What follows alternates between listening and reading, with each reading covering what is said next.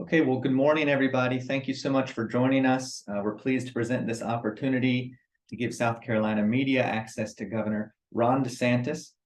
This morning, we're going to hear a couple remarks from the governor, and then we're going to have a Q&A portion. We are going to let everybody on the call ask one question. In order to make sure that we get to everybody, we ask you to please limit it to one question without follow-ups.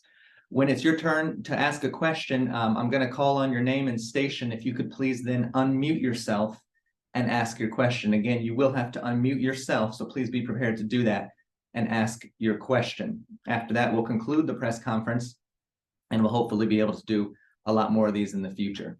So thank you again for joining us. And now a couple remarks from Governor Ron DeSantis. Well, good morning. It's good to be with you all. I'm excited about the progress we're making in South Carolina. We just announced a number of key endorsements, and we're going to continue to do a lot of work in the state.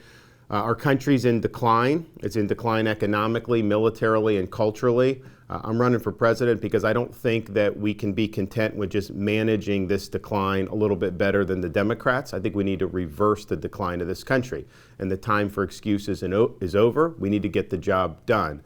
On Monday, we announced our 10-point economic plan, which was really the most thorough plan that's been put forth in terms of dealing with the economy. And we've got a great platform to be able to do that as governor of Florida. But because since I've been governor, Florida's economy has outperformed every state in the nation, certainly all the big states. We're currently ranked as the #1 economy in the country by CNBC. We're #1 for new business formations. We're #1 for net in-migration. We're #1 for economic growth amongst large states. Our unemployment rate is a percentage point below the national average, and even more other large states like California and New York. And functionally in Florida, if you want a job, you can get it. We're also ranked #1 in education by U.S. News and World Report. No state income tax, which is a really good thing. Our crime rate's at a 50-year low. And since I've been governor, we've run big budget surpluses on an annual basis and have actually paid down almost 25%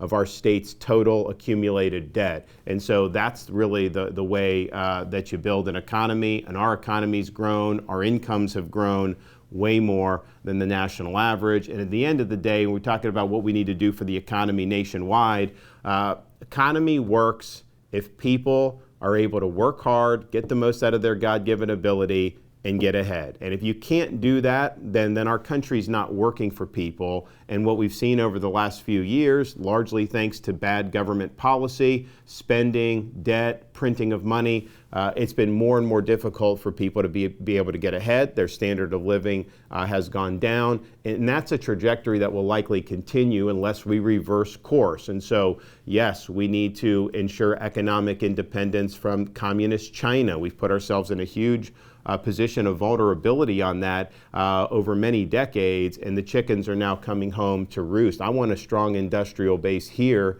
in the United States. We also need to have energy independence.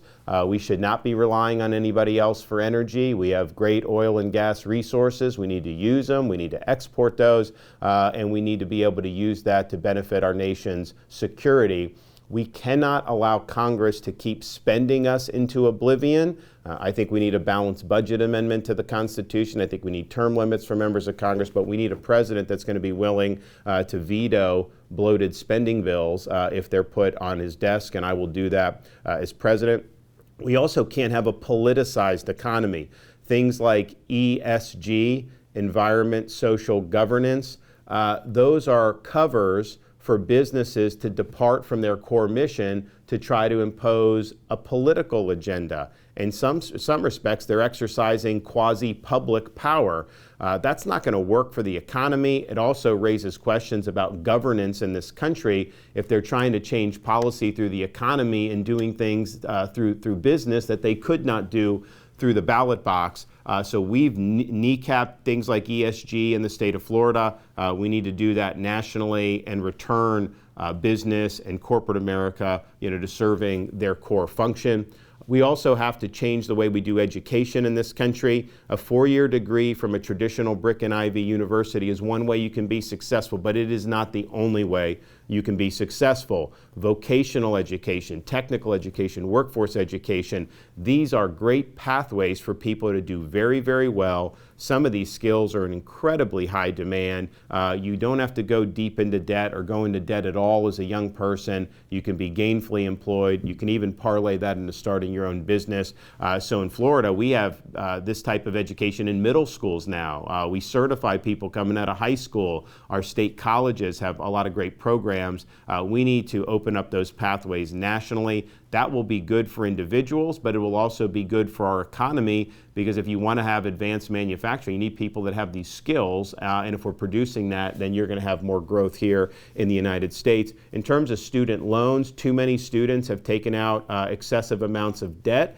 I don't think taxpayers should be on the hook for that, but I also understand that was done. A lot of the universities sold these students a bill of goods, telling them that just take out all this money and your degree is just going to set you free, and that just isn't true if your degree's in something like zombie studies. So we're going to make the universities responsible to back that student debt. That's going to change their incentives. They're going to have every incentive to have programs that are going to produce students who are going to be productive and be gainfully employed, and I think that that's something that'll make a big difference. So, and there's a lot more that we're going to be able to do with the economy, but clearly things aren't affordable for people. Clearly, we've had lackluster growth if you look over the last 10, 15 years compared to what we were doing 25 years ago in terms of growth. Now, Florida has grown a lot, but the country hasn't. We need to get growth back up to 3%, and that means getting rid of the shackles that Biden has put on a lot of our productive industries. We're going to nuke those regulations on day one. We're going to make sure that we have a very simple and transparent tax code so that it's facilitating innovation and economic growth. In terms of South Carolina, we've really enjoyed being there. Obviously, we're going to be there a lot more. The calendar is a little bit different this year than in years past. That you're going to have Iowa in mid-January. Next week, you're going to have New Hampshire. And then you got about a month before you have South Carolina. So there's going to be a lot of campaigning in South Carolina. I think clearly candidates that don't do well in the first two states are not going to be viable at that point. And so I think it'll be very narrow by the time we get to South Carolina. We'll be one of the candidates that'll be there, and we're going to be competing very, very hard. If you look at how South Carolina lines up, I'm a great candidate for the state. You look at the upstate region, these are voters that see a governor like me who has produced and delivered results on the issues that they care about, that reflects their values, and is somebody that they can be proud of as a leader. If you look at some places like the Low Country, my wife went to college at Charleston. We've got a lot of roots in that area. Her sister, as an Air Force pilot, was stationed in Charleston. And so those areas, Charleston, and Hilton Head, and then even as you get into places like Myrtle Beach, we haven't been there yet, but those are great areas for us. And then South Carolina probably cares more about supporting military families and veterans than just about any other state in the country. I mean, I'm the only person running for president that's actually worn the uniform, and I'd be the first president to be elected who served in a war in uniform since 1988. That makes a big difference for South Carolina military families. It makes a big difference for South Carolina veterans, particularly for what we need to do to get our military back in good shape. And we made that announcement in South Carolina. And then finally, just law and order. We have been the top law and order governor in America. We have stood by the men and women who wear the uniform. That is crucial in a place like South Carolina to make sure that police, first responders, firefighters, that we have their backs. We've had their backs as governor, and we'll have their backs as president. So I look forward to spending more time in South Carolina, and I'm happy to take any questions. Okay, thank you, Governor. We're going to start with Thomas Gore, Fox, Carolina. Thomas, please unmute and you can ask your question.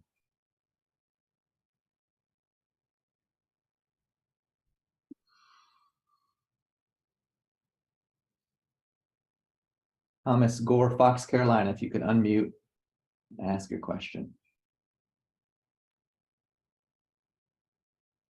Okay, we'll come back. We'll go Mary Green, WIS-TV. Hi, good morning, Governor. You mentioned wanting to continue to do a lot of work in South Carolina. Sorry, there's my dog. Also here this morning. What is that going to look like as we approach Labor Day and campaigns ramp up? Of course, keeping that focus and that eye on Iowa and New Hampshire first. Yeah, look, I mean, I think that the fact that you have 4 weeks in between New Hampshire and South Carolina, that is different than what we've had in the past. And I think a lot of times, the Iowa would kind of give you a springboard into New Hampshire. New Hampshire would give someone a springboard into South Carolina, and this would just happen one after another. Well, I think this year, Iowa and New Hampshire, those are going to be big. We're obviously spending a lot of time there. We're very, very pleased with where we are in both of those states. We're ahead of where we thought we would be at this point, which is great. But you're going to have 4 weeks. And so, whatever momentum you get out of those early states, I think is important. But I think there's going to be a premium on getting around this state and making sure that you're bringing that message everywhere. And it's going to be, kind of a unique thing in modern Republican presidential politics to have kind of one state, have the stage for that. Now, granted, you can also be competing in the Super Tuesday, which will happen, a couple weeks later. And I'd imagine we'll probably, be doing that as well. But at the end of the day, I think that South Carolina, I mean, your news stations are going to make a lot of money off TV ads. You're going to have a lot of people, like for my camp, we're going to be paper in the state. There's going to be a lot of traveling around the state, and I think it's good. And we'll be doing stuff this year, of course, but I kind of feel like, that's going to be really, really significant in ways that maybe the lead up to the primary in the past, it may have been a little bit more baked in the cake in the past. Now I think it's going to be something where you got to go get it, and you have opportunities to do that. So we think it sets up really well for us. When they were talking about these changes, it's like, I know there's a lot of jockeying behind the scenes with different state parties and whatnot, but we're just like, we're fine with it. We think it's good, and we'll go get them. Thank you. We're going to turn to Brian McConchie or Dejan Johnson from WACH. WACH, please unmute and ask your question.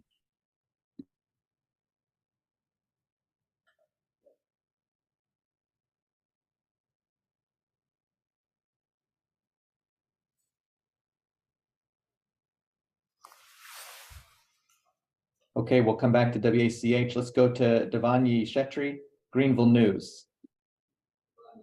Good morning, Governor. I had a specific question that might interest a lot of upstate readers. Just a couple weeks ago in July, there was a big Trump rally in Pickens, a rural town.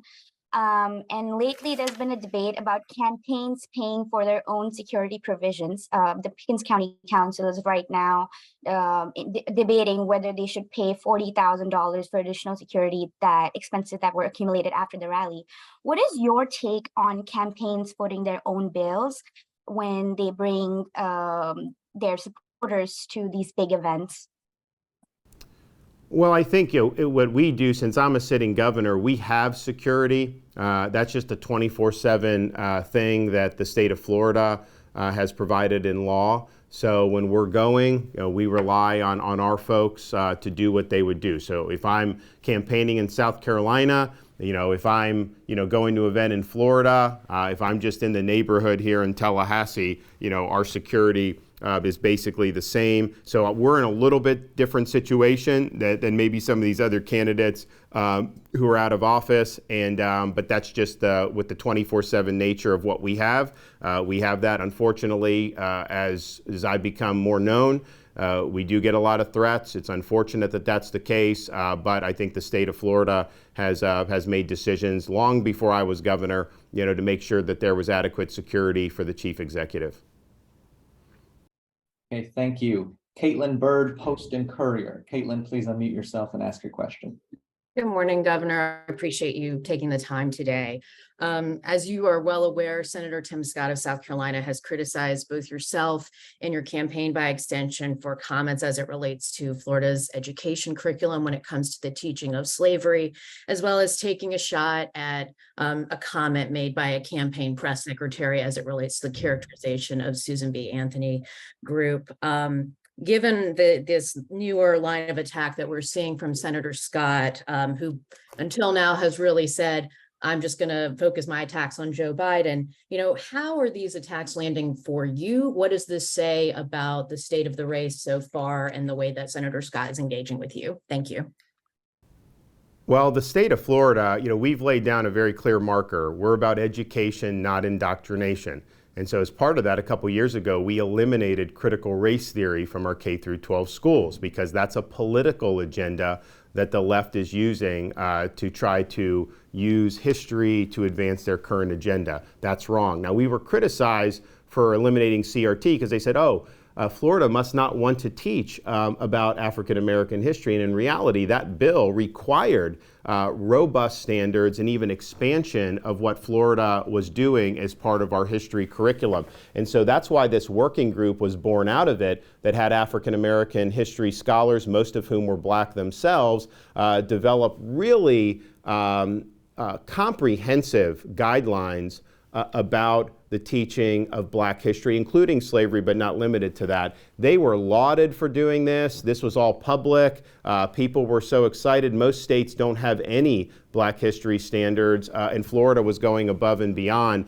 And then Kamala Harris decided to concoct a lie that somehow these Black history scholars, most of whom were Black themselves, were somehow trying to say that slavery was a good thing. That's a lie. That's not what they did. They listed all the different injustices of slavery. They told those stories, and they've been very clear about that. And so she was creating a false narrative. Now, it's a narrative that people in our national corporate press, they typically run with those narratives. They are not, when it comes to Florida, going to actually do adequate fact checking. They are going to try to create this. And so you have a decision to make as a Republican. Do you side with Kamala and do you side with a phony narrative against Florida, or do you recognize this for what it is? These are bad faith actors, Kamala and the corporate press, and they've been trying to smear conservatives for years and years,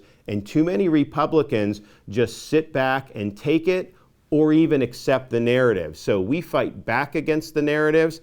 We know Kamala was lying about it. She's attacking me, but these were not standards that I developed. They were standards that these scholars developed. And so she's really smearing, these Black history scholars themselves. And we stand up against the lies. We push back against the lies. And so anytime you're siding with Kamala and the corporate media against Florida or against conservative elected officials, I think you've missed the mark.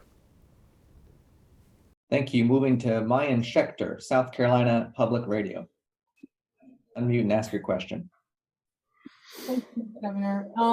You are running in a state where Trump has remained pretty popular, and also where we have two South Carolinians running in this race, Nikki Haley. The latest Fox Business poll had you pretty neck and neck with Nikki Haley.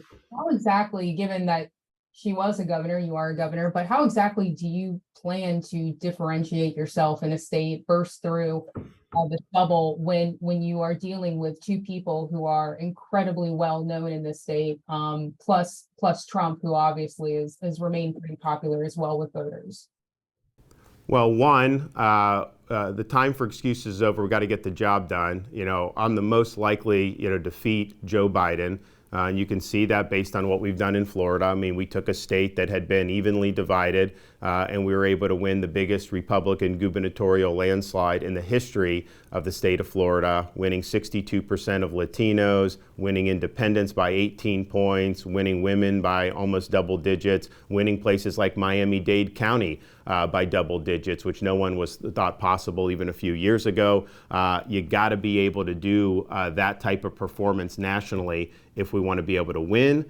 Second, I think I'm bringing to the table the type of biography that people in South Carolina find appealing, not just being a blue-collar kid that worked minimum wage jobs growing up, volunteered to serve in the military, volunteered to serve in Iraq alongside Navy SEAL Team 1, and did that without really getting anything paid for, and I declined a lot of more lucrative opportunities in the private sector because I believe in putting country first, and I think people see that. Why are you running? Are you running to be somebody? Are you running to do something? And I'm running to do something. I'm running to reverse the decline of the country. And then I have a record of success in Florida of actually producing results that is just second to none. And in fact, if you look at everything I've promised people I would do, we've delivered on that and then some. Most people who run for office overpromise and underdeliver. We made bold commitments and we over-delivered on those promises.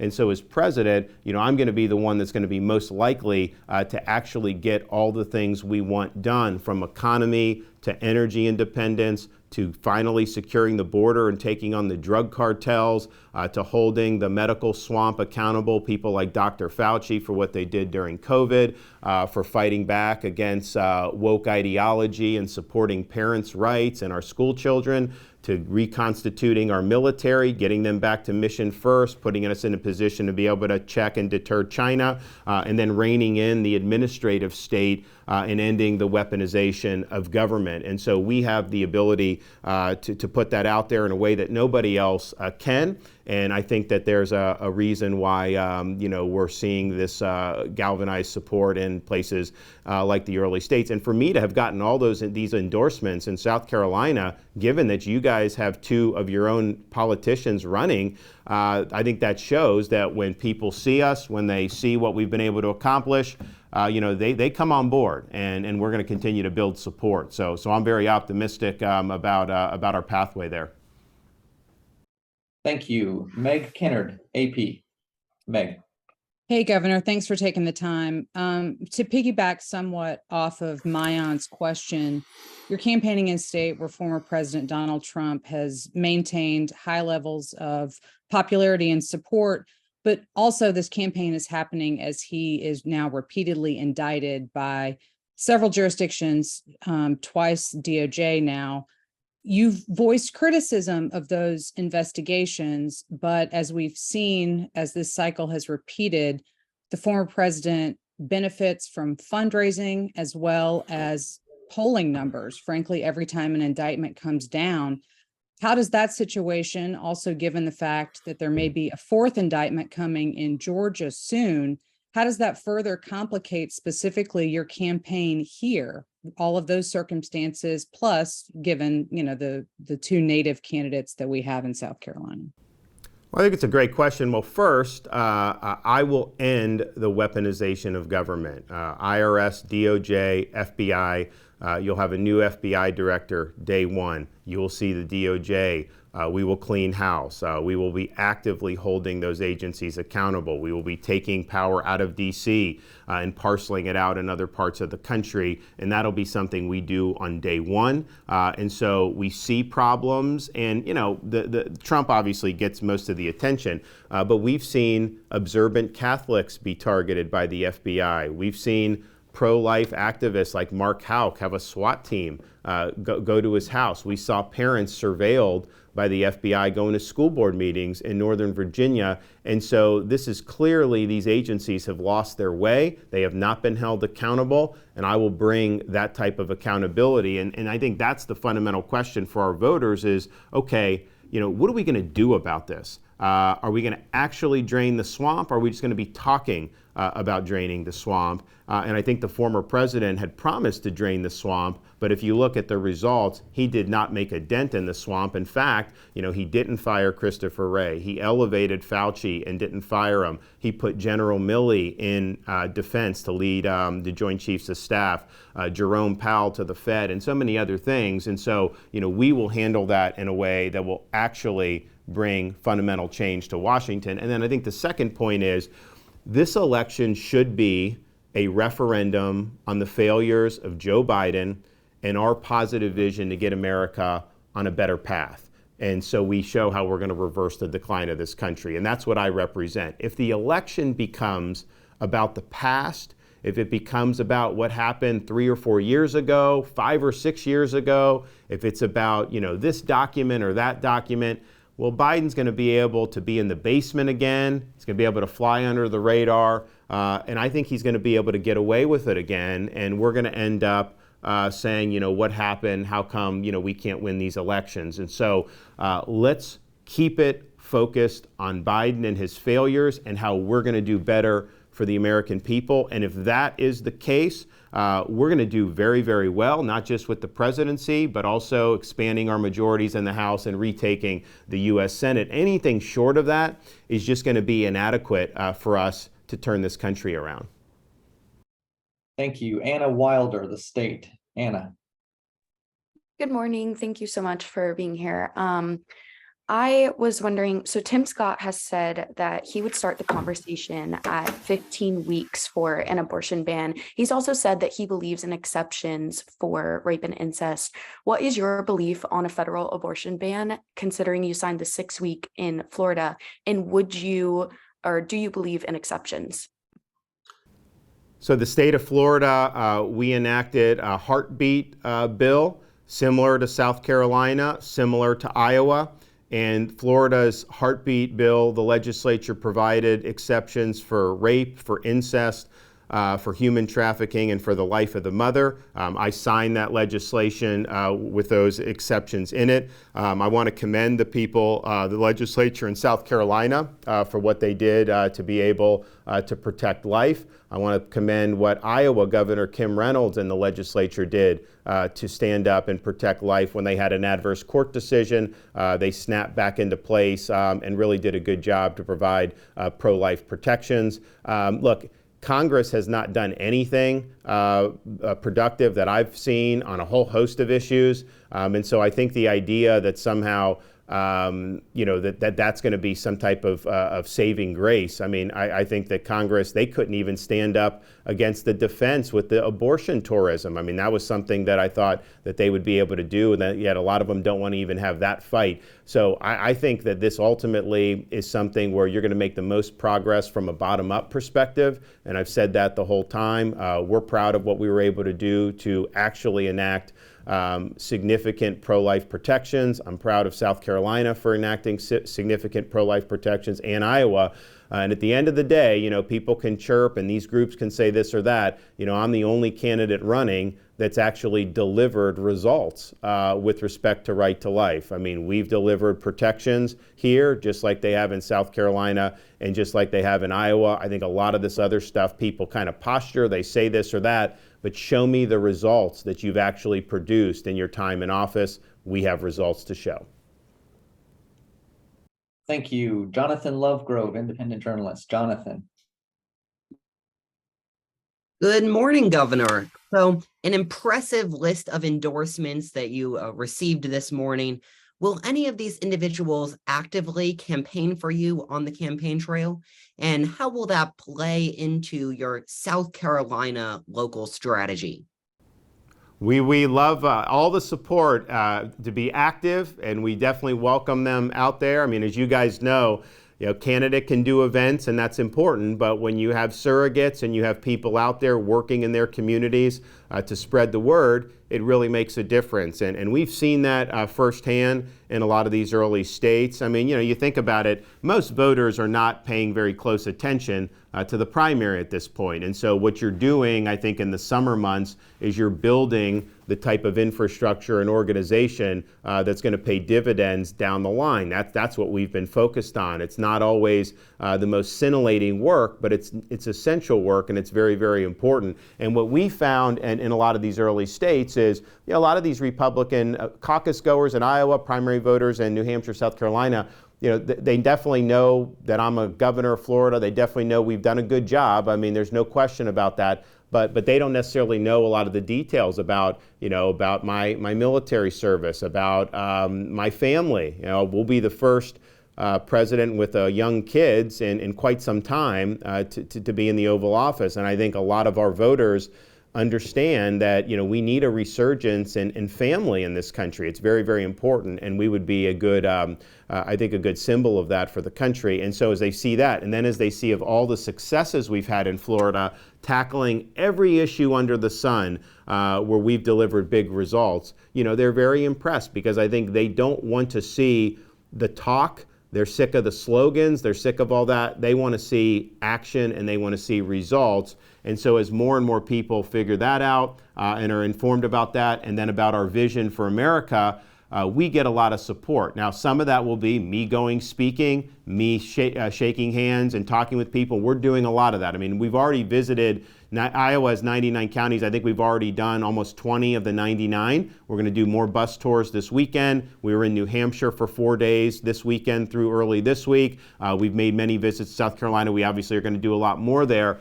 And so that's important. But it's also important to have advocates who people in the community respect, who can go out and tell the story, and they can say, make the case for why I would be the best nominee, most likely to be elected, and would be the president that would get the most done on behalf of the American people. And so all these people that have signed up, we appreciate them doing it, and you know, we're honored that they would go out and help us as this process continues to unfold. Okay, we're going to circle back to the two who weren't responsive earlier. So Thomas Gore, Fox, Carolina, are you there, and do you have a question?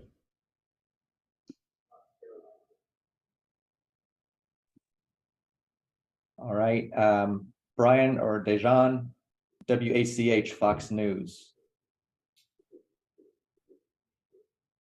Okay, we want to thank everybody for joining us today in this virtual press conference, and we look forward to doing it again soon. Thank you.